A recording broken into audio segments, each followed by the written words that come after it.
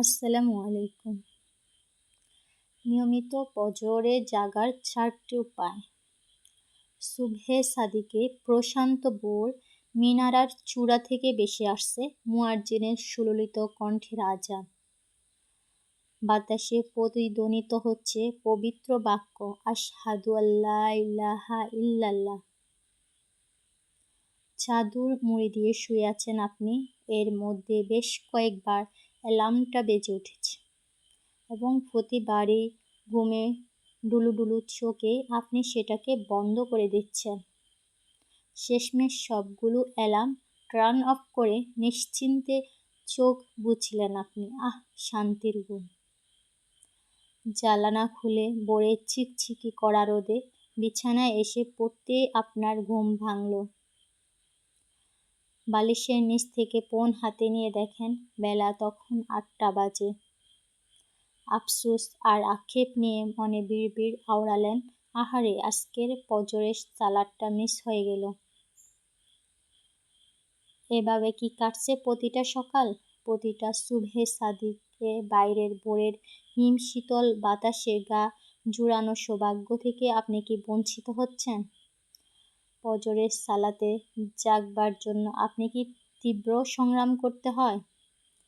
যদি আপনার গল্পটা এরকম হয়, আমরা আপনাকে কিছুটা উপায় জানিয়ে দিতে পারি যা আপনাকে সাহায্য করবে ফজরের সালাতে নিয়মিত হতে এবং হয়ে উঠতে সুবহে সাদিকের ভ্রমর। প্রথম উপায়, সবার প্রথমে যা করতে হবে তা হচ্ছে তাড়াতাড়ি ঘুমাতে যাওয়া।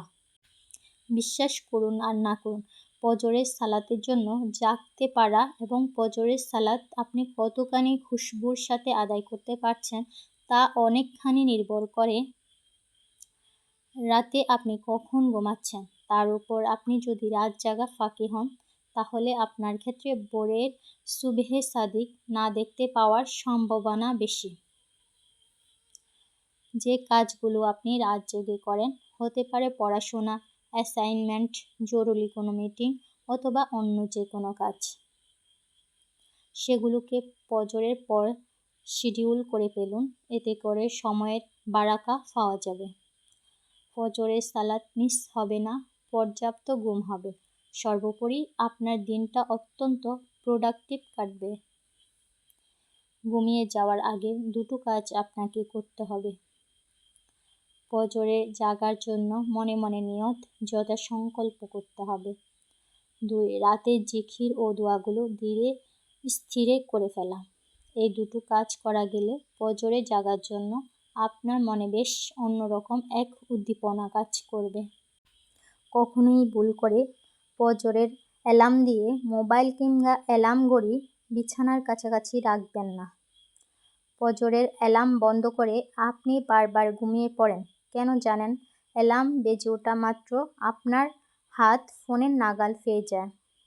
অ্যালার্ম বাজলে আপনাকে যাতে বিছানায় ছেড়ে উঠতে হয় এমন দূরত্বে ফোন রাখুন। এতে করে আপনার ঘুমের ভাব কিছুটা দূর হবে এবং ফজরের নামাজের সময় যে হয়েছে সেটা ভাবার মতো যথেষ্ট পরিমাণে সময় পাবে আপনার মস্তিষ্ক। 4র্থ উপায়, যে স্থানে ফোন রাখবেন সে স্থানে চেষ্টা করবেন 1 গ্লাস পানি রেখে রাখার। অ্যালার্ম বন্ধ করতে গেলে তা যেন আপনার চোখে পড়ে। সে পানিটুকু খেয়ে নিলে আপনার শরীরে ঘুমের যে রেশটুকু অবশিষ্ট ছিল দেখবেন তাও চলে গেছে।